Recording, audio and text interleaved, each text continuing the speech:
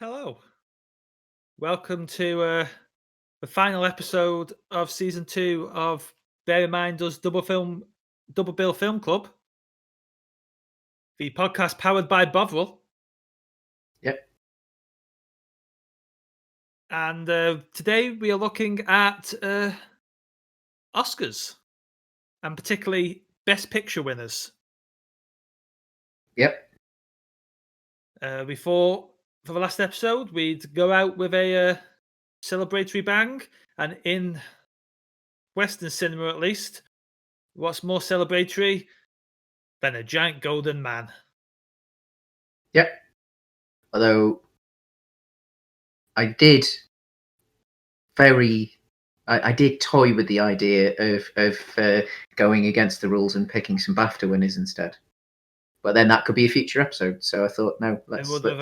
When you delivered the edited film, I would have muted your parts before uploading it. Fair enough.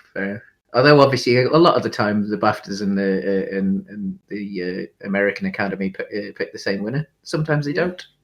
So yeah. So Oscars, it's and things like the BAFTAs and the Golden Globes as well. But we're approaching Oscar season, to be fair. Which we are approaching Oscar season this year. We're also approaching. Might be a contender for best film of the year. Yeah, it's going to be a weird year, isn't it? Yeah. But we're also approaching 100 years of the Oscars. So it is 7 years away now. So which seems odd. I would say the Oscars. Obviously, the official name is the Academy Awards. Yeah. But the first one being in 1928, I believe. 1929, but it was for the year of 1928. I'm sure the first one was 28. The first awards presentation was held on May the 16th, 1929. Okay. But it would have been for the year of 28. Yeah. Although, was that the first one that wasn't just for Charlie Chaplin? Because the first one was just for Charlie Chaplin, wasn't it? It was a celebration by the artists of Charlie Chaplin. I'm sure that was the case. Anyway, it's not far off 100 years.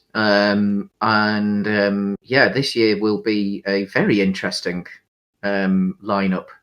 What didn't get released. One of the differences, obviously, with the BAFTAs and the Oscars is the deadline as well, as to when things can get released. The Oscars is a hard end point of the end of the calendar year, which is why sometimes Americans get films before we do. Even some British films, actually. Wings was the first film that won an Oscar. Yeah, well. Seeing like we have what we refer to as Oscar season here, where all the Oscar films basically just hit the cinema at the same time, around January, February time. Yeah, January, February time, when the films that have already had a release in the States, so that they make the Oscar window. We get most of them actually in January and February. Marketed in a big kind of run up to the Oscars. Way. Run up to the Oscars, run up to the BAFTAs, and one of our big cinema chains. Yeah, does a whole kind of Oscar marketing event of like, hey, come and see all these nominated films. I mean, it's quite nice as well because quite often there's a re-release in this window as well. Like assuming that cinemas are open, which of course they aren't at the moment for us. I mean, we're gonna have a very interesting year this year because what with Warner putting everything onto HBO in the States, and Warner being Warner, typically forgetting that the rest of the world exists.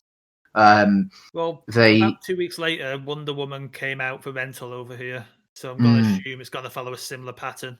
I think so. Yeah, about $15.99 a film, I believe. That's not terrible. No. I mean, I'd pay that for some films. The problem being that Dune, you're not American. It's not DOON. I used to say June, and then everyone kept correcting me. By who was everyone? I'm pretty sure you've corrected me every time I've said June before now. No, I wouldn't correct you for that. I mean, maybe it sounds a bit more like a J than a D, but like the U sound is. Well, I've been pronouncing it wrong all my life. I decided to make an effort then to correct it, to pronounce it correctly, and it's still wrong. You've just been speaking to those pesky colonials a bit too much, haven't you? All our friends on the internet. But no, I mean, the thing is, the problem is that, like, for Dune, I will refuse to rent it because I want to see it at the cinema. Come out of the cinema. Realistically, unless cinemas are open by then, it's not coming out on the cinema over here. Yeah, and that's the issue, isn't it? And I love cinemas, but I want to see the film more than not see the film. Oh yeah. I mean, if that's literally my only option, then I'll rent it. Or even just film soon as well. Or even just buy it straight out. To be honest, yeah, that could be a laugth. That looks quite good, actually. It's a live action hybrid, but the animation of Tom and Jerry looks fantastic. Speaking, obviously you joked about Oscar nominee Sonic the Hedgehog. I've still not seen that. Is it good? Pleasant. Fair enough. I mean, I'm a big James Marsden fan, so you'd like it. Yeah. So. Yeah. I mean, he's got to have a fan, hasn't he? Yeah. No, that's cool. I mean, that is cool. I actually quite like James Marsden. Yeah, the three members of the James Marsden fan club, me, myself, and I. Yeah, Sonic is. Yeah. If you like Sonic or James Marsden, yeah, you would probably enjoy watching it. And it also looks like Jim Carrey is having fun for the first time in 20 years. If you like the notion of Jim Carrey having fun, it's also as much as anything else, like seeing him do the interviews for it and him actually looking happy, like because he's such maybe back in the day he took Tommy Lee Jones to heart. You know, like the famous story from the Batman Forever set where Jim Carrey was then apparently he went to speak to Tommy Lee Jones and Tommy Lee Jones just said, "I cannot sanction your buffoonery."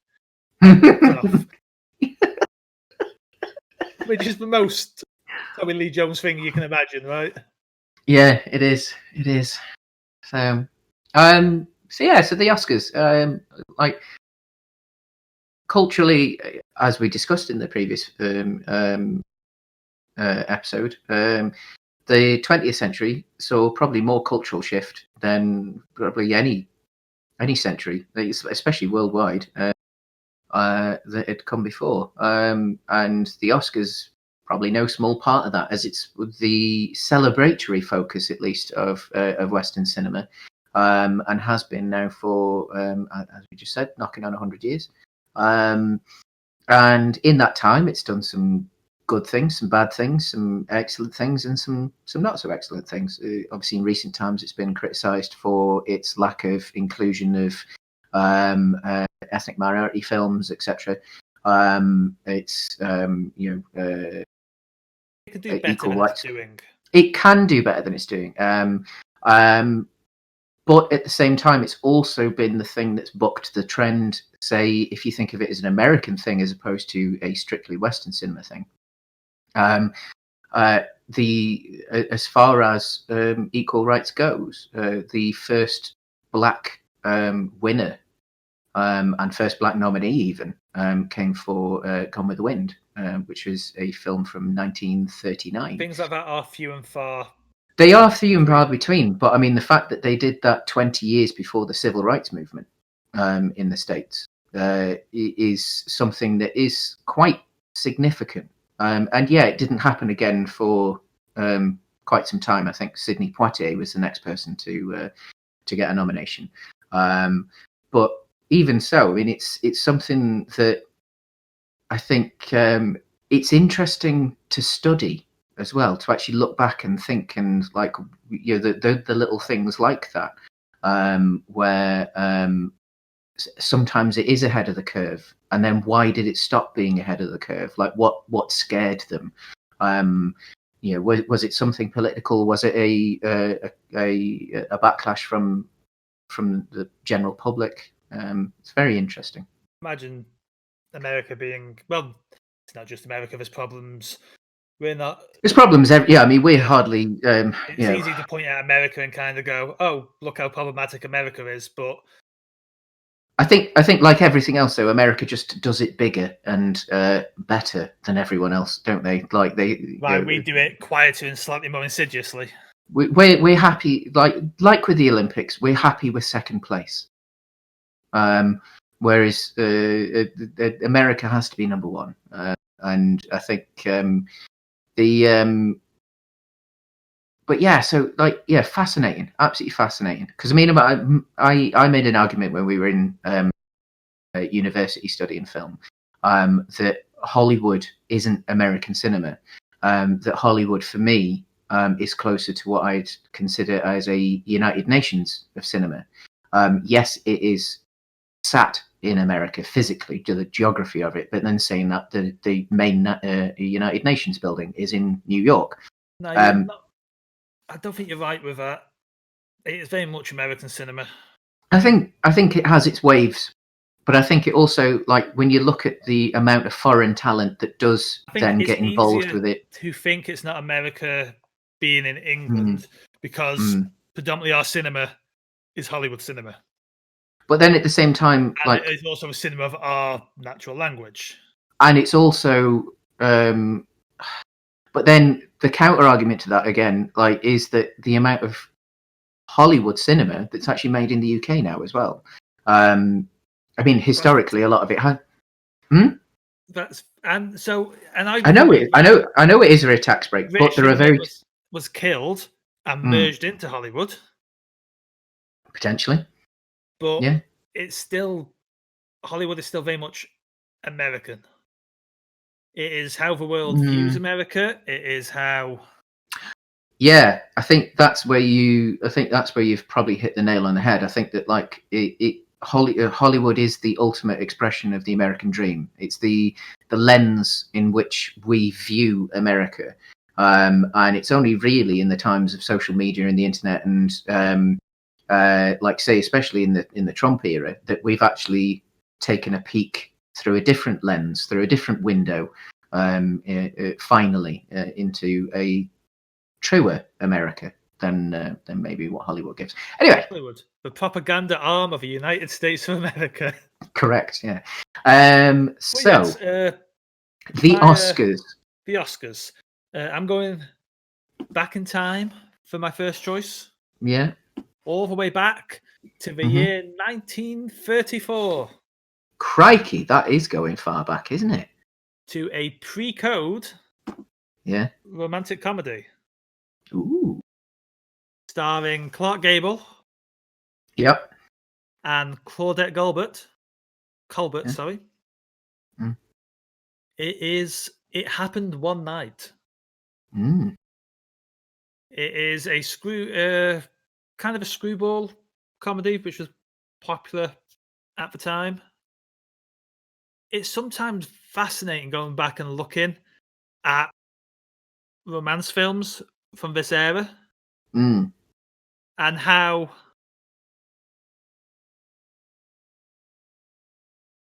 it feels like there was a moment after the 30s that when, at least in regards to romance and sex and other things, that everything took a shift backwards. Like, certain things in this era would feel much more at home.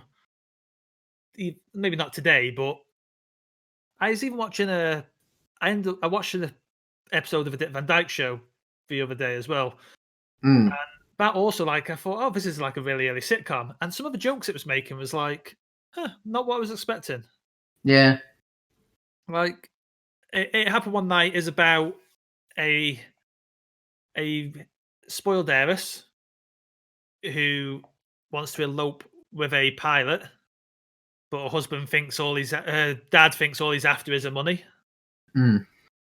And she runs away and a reward gets put out to bring her back home. And she meets a journalist.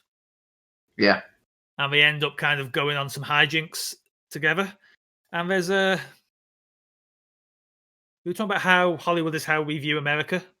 And there's an American myth element of them jumping onto trains to travel, like that American idea of the hobo with the stick over the shoulder, kind of the stick and the the handkerchief, which I feel is very much part of American myth, like of its folklore, because it's almost romanticized, isn't it? That like even the even homeless people, even the destitute, have a like a romantic element to it. So what? So they end up, as they're traveling together, they end up falling in love. But they fear that they get split up and she ends up going to marry the guy anyhow. But it all ends happily in the end. But yeah, it's this really nice, pacey, funny, romantic comedy. That, because it came pre-code, still has some kind of, still has a bit of edge to it, or modernism. In a way that potentially doesn't come for quite some time after this point. Because I think, when was the Hays Code put into place? I can't remember, to be honest. Apparently it was it started to be adopted in 1929, but it wasn't rigorously enforced until 1934. So yeah. So this would have been one of the last ones to slip out. Yeah. Yeah. Interesting. And so again, quite cool. I think I have, but I can't honestly remember. Yeah, definitely a film well worth watching. A revisit. Yeah. And got restored not that long ago. So if you find a copy of it, I think it's the Blu-rays put out by Criterion. It's a stunning looking film because they've done a really good job of cleaning it up. And I assume it's black and white. It is black and white, yeah. It's also kind of film that's old enough that it might, a slightly rougher version of it might just be sitting on Prime, as tends to happen with a lot of kind of public films. Some people just get prints of them and stick them up on Amazon Prime. It's a weird streaming service. It's a very weird streaming. It's like, in theory, I think we could put this show up on Prime if we wanted to, as a Prime show. Yeah, we probably could. Like, I think anyone can submit stuff, which is why you get a lot of like old films that clearly someone's just put a dodgy print up on. What did I watch recently? I can't remember what it was, but like, for whatever reason, the version that was on Prime was the, like, I think it was the Belgian release of it. Yeah. So like, although obviously like the subtitles were off, all of the opening, what was it? Oh, it was when we did Around the World in 50 Films, season 1. Yeah. There's one of the films we watched for that. One of the Irish ones. Was it was the Belgian release of it, for whatever reason, and that's a relatively modern film as well. That's the last 10 years. It's a weird service. Still, it makes King Bezos his kingly things. So so this film happens in the way romantic comedies tend to happen, with the finally getting together. It's a delightful film and well worth a watch. Yep. Excellent. We'll move on to my first pick then. And with me arguing that Hollywood is the United Nations of cinema as opposed to strictly American cinema, I've chosen what you could argue is a British film that won Best Picture. The 1962 film Lawrence of Arabia. Really? Every time I think about watching have you got my Blu-ray? No, I've got my Blu-ray of it. Huh. I don't know where mine is, because I bought the there was a wonderful Blu-ray David Lean restoration collection that came out a few years ago. I don't have your copy. Yeah. It's one of those films that every time I come around to thinking about watching it, I see the one time and I just like.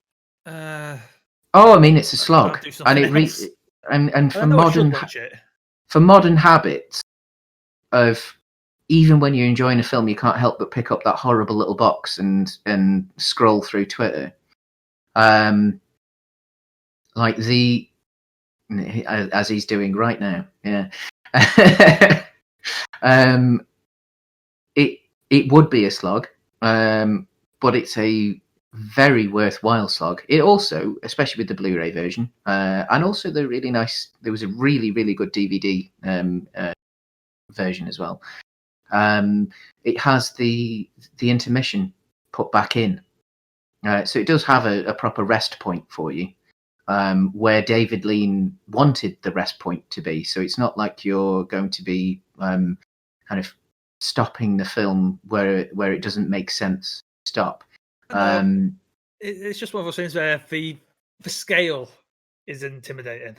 I know when they did the more recent restoration of it, the one that ended up on the Blu-rays, 4K got restoration, isn't there?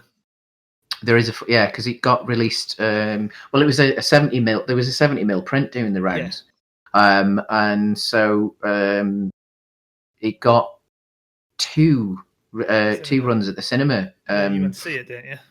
I did. I went. It's the only film I've ever gone to see by myself at the cinema, and it was on a cinema local-ish to where I used to live and close to where James does live, and so I went and saw that by myself. They showed in London. The 70 I did go and see in London as well, so I went twice. So I went by myself and watched it on a smaller screen, and it was an empty-ish showing as well, and it was full of like film lecturers. You could tell, and although like they were quite unprofessional film lecturers, because I like there's an orchestral opening to the film where it's just a black screen, and so for like 6 minutes it's just music basically, and I wanted to sit there in the dark just absorbing it as it was meant to be. They talked and this row of film lecturers, about 4 or 5 rows in front of me, were just chattering, and I was disgusted.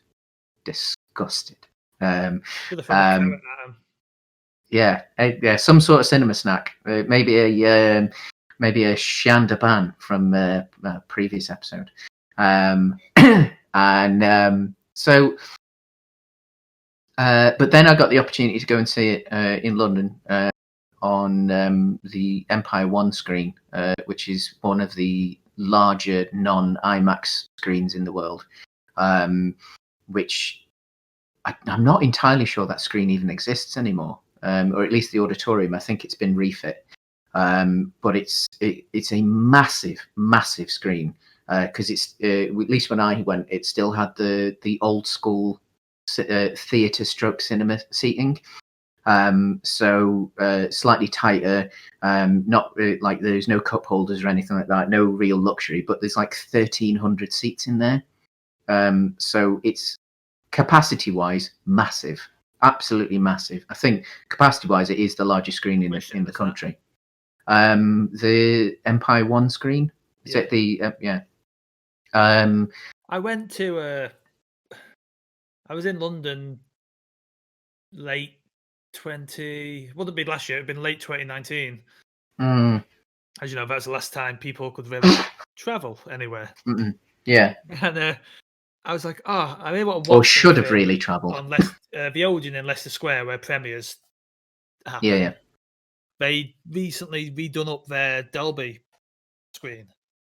So full Dolby Atmos audio, big ass screen, recliners, that kind of thing. It's like, oh, I really want to see something on it. The only thing that was on it was like the second Maleficent. So I met a mate who was down there, and we paid a ton of money. Because I can't use my Limitless card in London because I pay for the cheaper version outside of London because I'm in London enough to warrant paying the extra. He managed to use his because he's down London enough to use it, but still had a hefty surcharge for this screen. Or because I desperately wanted to watch a film on the screen, and the second Maleficent was all that was showing. It's all right. Yeah. I mean, we made a specific trip just for this film. So we drove down to London, got into the city. I think we had a bite to eat, watched the film, and then drove home. And that was it. Like we didn't really do much else. But it was incredible. I miss cinemas so much, man. Yeah, me too. And I think that like this is certainly a film that it shows the power of cinema. Like it is grand in a way that very, very few film directors can even try to pull off nowadays. I think Nolan is the only person really that gets close to what Lean could do. And I think because he's the one with how famous it is that Nolan tries to do as much like real special effects with either model work or actually doing it for real. And of course, using he insists on using film cameras rather than digital cameras. He's the one that's pushed the IMAX format more than anyone else.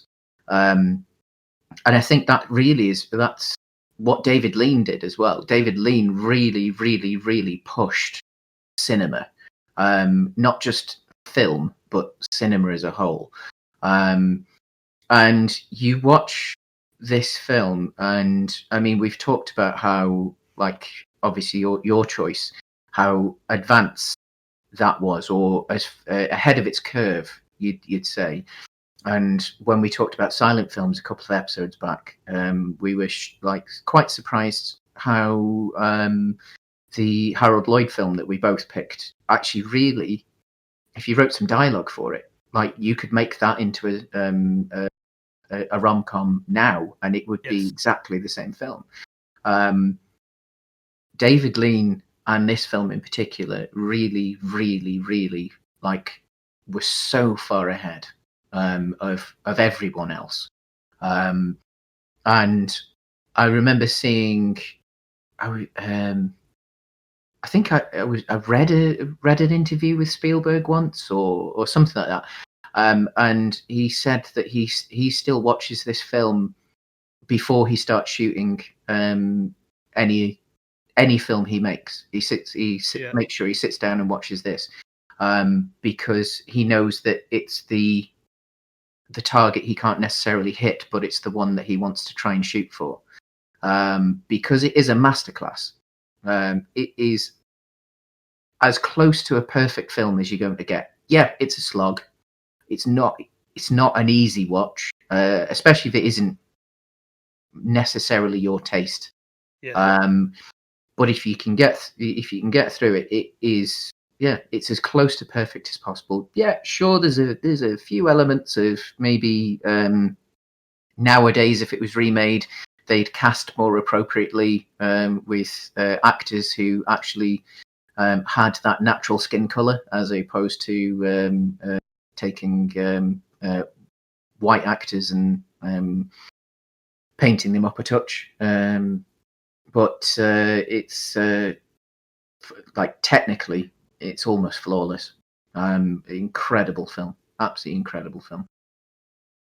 In honor of your film, and before we move on to the second films, let's drop an intermission here, and we'll be back in a couple of minutes. Cool. I just need to pop off a second. Yeah, no worries.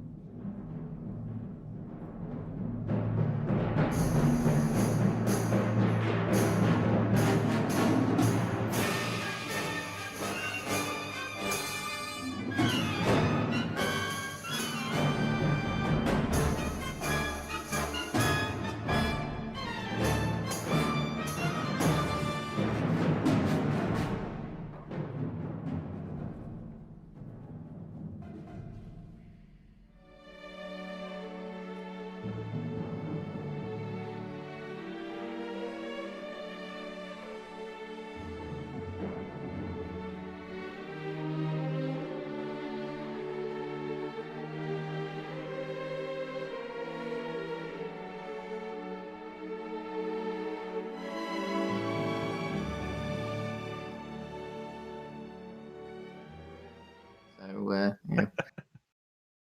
Okay. Yeah. So welcome back from that intermission. Mm-hmm. Before we'd give you the feel of watching Lawrence of Arabia. Lawrence of Arabia. Lawrence of Arabia. Yes. Yourself. Yeah. So we're back. Yes. And we're on to my second film. I've decided to stick with the notion of romance in the Oscars.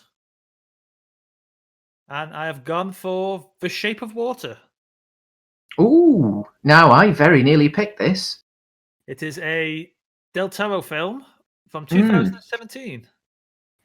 It, in the way that I said It Happened One Night, it has a sense of American myth about it. There's a very much a fairy tale element to this film. Quite literally. Yes. It is about a deaf lady. No, she's not deaf, is she? She's mute, sorry. Mute, yeah. Yes. Who works at a secret government laboratory as a cleaner. And she falls in love with the fishman the government have kidnapped. You have Michael Shannon playing an absolutely excellent villain. A great performance from Octavia Spencer as well as the lead's friend. The fishman is played by, and you've heard us wax lyrical about this man in our disco deck discussions, Doug Jones. Yep. And then Sally Hawkins plays the lead. Yep. It's great. It's Del Toro making a Hollywood film that's more in the vein of his previous Mexican films than it is his work in Hollywood up to that point. It feels more like the natural continuation of Pan's Labyrinth and things like that than it's necessarily the continuation of. There's arguably links to Hellboy, but I mean, you could retrofit this to be Hellboy Zero. You could retrofit this to be Hellboy Zero, being that like the Fishman looks remarkably similar to Abe Sapien in no small way because he's played by the same man. And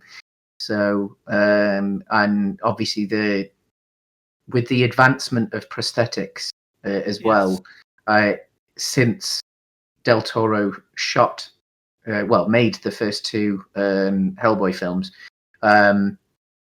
this could very well be just like what Abe Sapien would be now with better prosthetics. So watching this film at the cinema and just absolutely falling in love with it. Oh, what a film! Yeah, what a film! The way it's shot, the way it's just a stunning film. I know I remember speaking to some family members after. It's like, what's with that weird fish film? Like, I know it was. There's certain people I know who found the film hard on the palate, but I purely think it was because it was about someone who fell in love with a fish guy. I think for me, like, it's just. I mean, obviously, it's a wonderful film. It is a truly. It's a brilliant romance. They're both misunderstood people, aren't they? Who find something in each other. And I like that, even though it's potentially not a happy ending. One of the main characters gives it a happy ending in his voiceover. Yeah. Like, there's the fantasy of how the film ends is maybe not, if it was real, how it ended. I love the interplay between, it touches on that very well trod but still good notion of how the real monster is man all along. Yeah. And Shannon portrays that perfectly. Like, he's an amazing monster. Yeah, he was. I think he more than made up for how Man of Steel let him down. I think another genre film where he got to play the bad guy.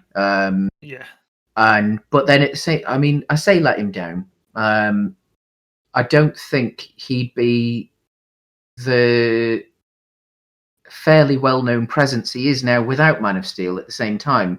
Like, obviously, this he became a slightly larger name because of Man of Steel, and then this film came out, and potentially there would have been a bit more funding because he was still in the public sphere. So when they said, "Oh, we've got Michael Shannon," happy days. And then, of course, oh God, what was that other science fiction film that he was in? Midnight Radio? No. Is it? Midnight?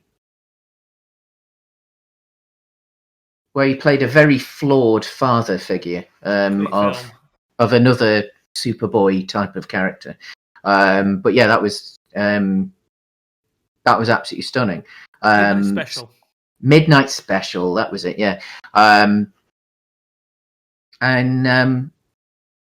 Yeah, I mean, Shannon, outstanding, absolutely outstanding. It's kind of actor I never realised how much I like until I see him in something, and it's like, Michael Shannon's really good, and then I forget again afterwards. Yeah, he's an odd one, isn't he? I think it's also it's another film that shows the power of genre films, but in specifically like comic book films. Obviously, this isn't a comic book, but it is a comic book-esque film. As we said, it could be retrofitted to be. I don't think it's comic book-esque. I think, if anything, it pulls more on from fairy tales, yeah. But I think in the 30s horror films, your Universal monster films. Yeah, definitely. Yeah, I mean, this like Mignola with Hellboy, when he started writing that, was pulling on similar things to what Del Toro was pulling on here. It's similar sources. I was more just talking about, like, obviously in the modern in modern culture, when we think of fantasy and larger than life characters and stuff like that, we probably more lean towards comic books now because of the success of the Marvel franchises and stuff like that. And so this, like, but yeah, this has again, we talked about lenses on America. This does have a historical lens on America that goes through the story of a strange fishman. It uses. There's very much the notions of being the other in this film, being on the outside, whether it will be her gay neighbor who's still in the closet, whether it's her friend that Octavia Spencer portrays. Yeah, because there's because it's in the 60s, so it's during the civil rights movement. There's definitely mentioning of racial equality and racial issues. Elements of, you see homophobia at play as well. It's disabled rights. Yeah, it very much female equality all that through the notion of the fishman. Yeah, and I think like that's where, like, and again, like going to our Star Trek discussions, that's really where like genre cinema and genre TV can be at its strongest, because it can hide lessons in there. You can watch this thing that you think is just some entertaining like piece of fantasy or what have you, but actually there's a much larger discussion there, and so you accidentally learn by enjoying a lot of the time. It's been there to mirror and kind of hold the mirror up to the real world. So a film I did nearly pick was Titanic. Oh, really? Yeah, as I was going through that line of romance, I was tempted by Titanic for the second film at one point. I think it's easy to forget about Titanic these days, but it is a very impressive film. Yep. Very impressive film. Your second choice? Well, my second choice, actually, again, works quite well with our discussion of the Oscars and cinema as a whole. American Hollywood cinema as a whole being a lens on American culture. With the first in what is now an 8-film franchise of what I think is possibly the greatest American film franchise that's ever been made, in that it's quite in the way that it is a study on what it is to be an American, or certain types of Americans anyway. And I've gone with Rocky. So the first Rocky did actually win 3 Oscars, including Best Picture. It was released in 1976, so a year before. Against Taxi Driver and All the President's Men. Yep. Directed by John G. Avildsen, who later went on to do the Karate Kid films, which of course have come back into popular culture because of the absolutely excellent Cobra Kai, which now thankfully you haven't. No, it's all on Netflix now, isn't it? It is, as I was about to say, it's thankfully all on Netflix now, as opposed to being hidden behind YouTube Red or whatever it was. It's slight quick tangent on this one then. Watch Cobra Kai.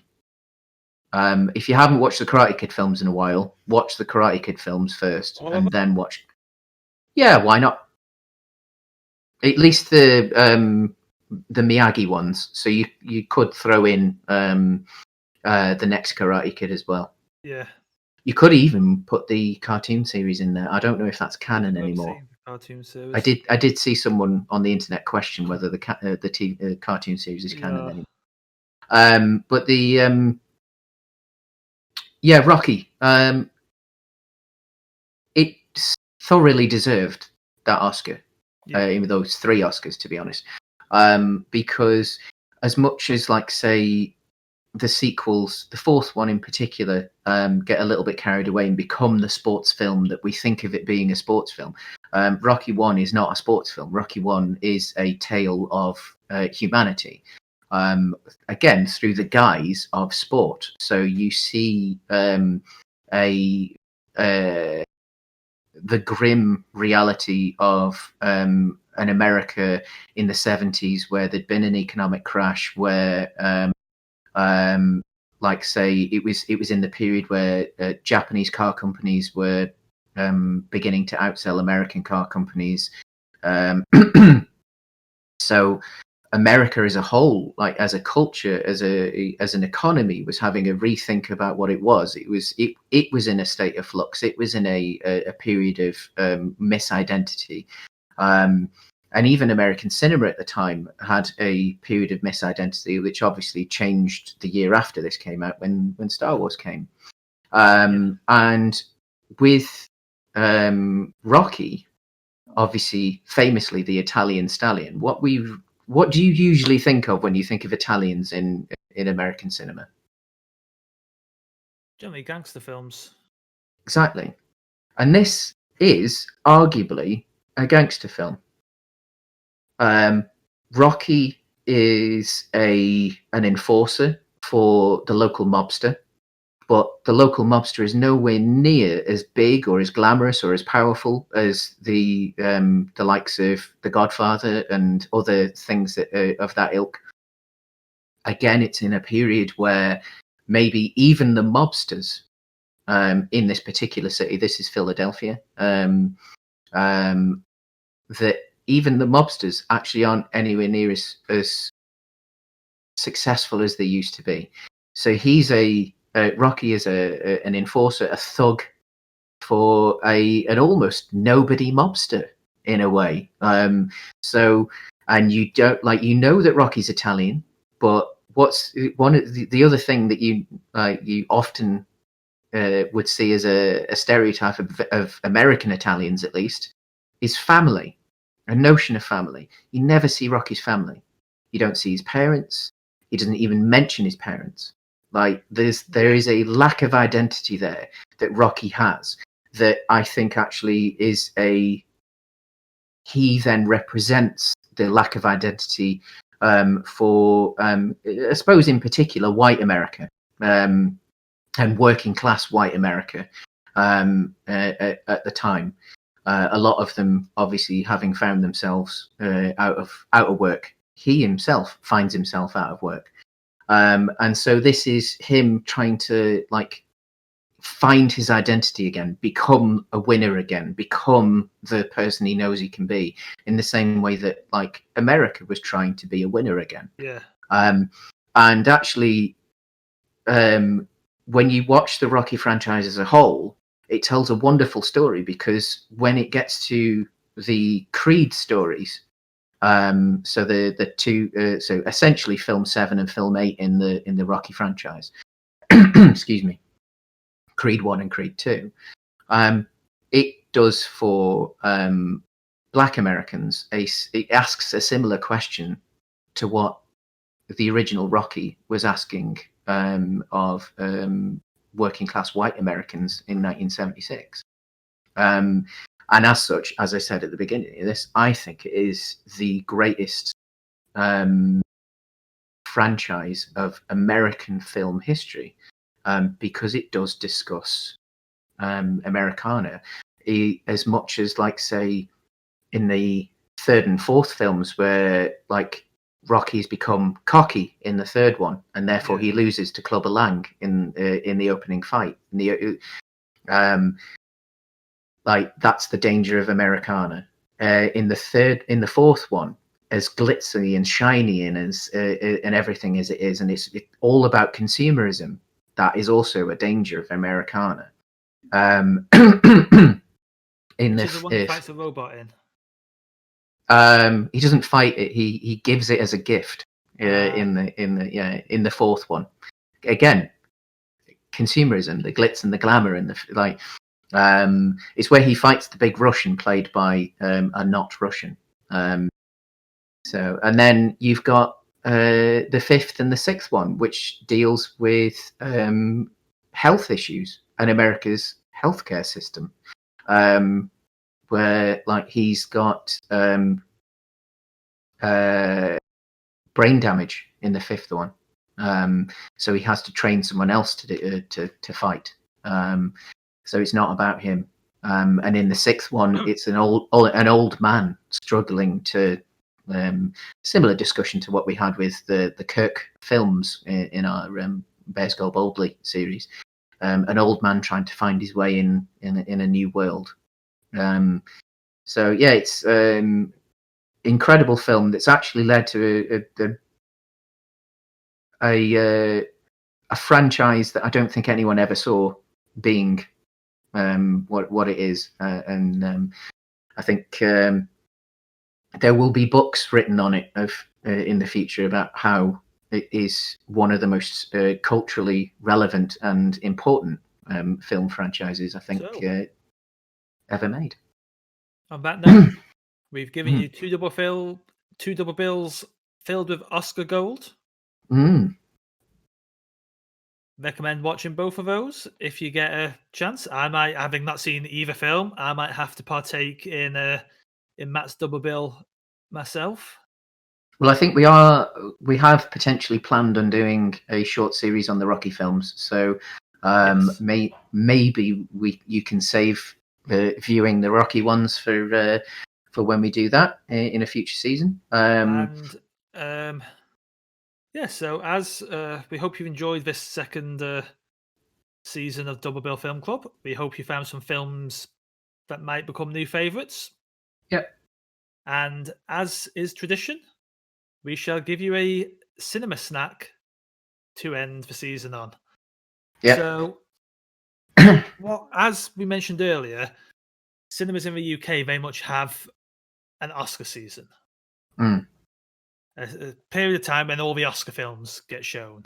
And as McDonald's is prone to do limited time offers on burgers, during Oscar season, you can buy in most cinemas a specific cinema snack that's only available for those 2 months of the year.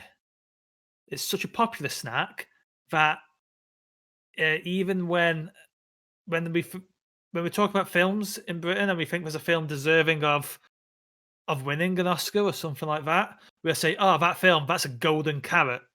That film, and that's because this snack is called the golden carrot. What it is a carrot that is either slow roasted or deep fried, depending on the cinema you're in. Deep frying is more common these days, but it used to be a slow roasted carrot that, after it's been done, is dipped in very golden honey. And as years have gone on, sometimes they get a little bit fancy. It was popular for a while to then spray paint it with like edible gold paint. Yep. But yeah, it's the golden carrot, and you just you take it into the cinema and you gnaw on your golden carrot. As they tried to rebrand it once as the Carrot, but it never I took didn't off. really take off. The golden carrot is the name it goes. Although I have seen it. Obviously, you were talking about different cooking methods there. I have seen it on the hot dog rollers. Yes.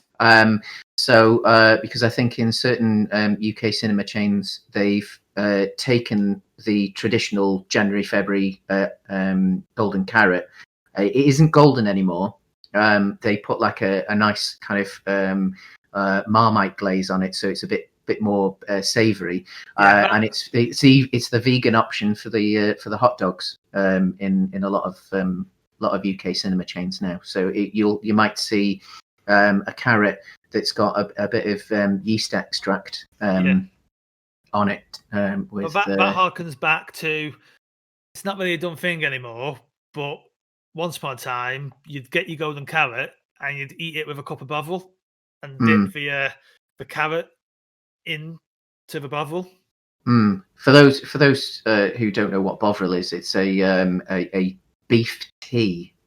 Is the technical term for it.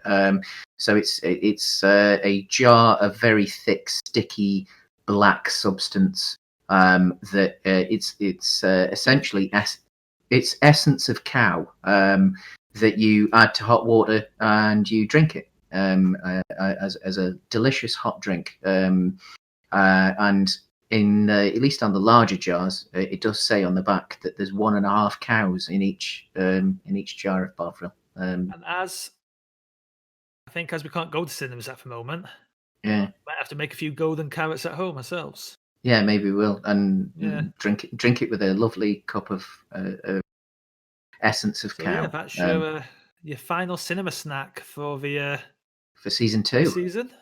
We hope you enjoyed it, and we will be back with something soon. Not 100% sure where we're going next. It might be into our balloon. It might be, yes, or we might have something in between. We've got I think we've got a couple of little specials. There might be in it a 6th episode of Double Feature, as there's a certain romantic time coming up.